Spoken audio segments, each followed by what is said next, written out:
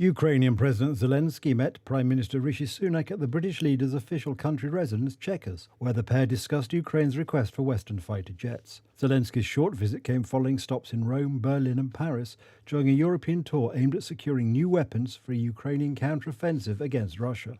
Thank you very much. Today we spoke about the jets, very important topic for us, because we can't control the sky, you know it. So I think you know everything deeply, because we're real partners. Rishi knows all the details, what's going on our battlefield. Thank you very much. And we want to create this jets coalition, and I'm very positive with it.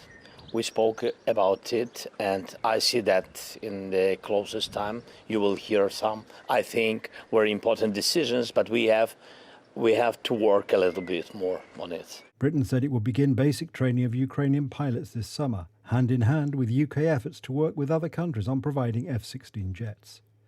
Sunak said Britain would provide Ukraine with hundreds of air defence missiles and further unmanned aerial systems, including new long-range attack drones with a range of more than 200 kilometres to be delivered over the coming months.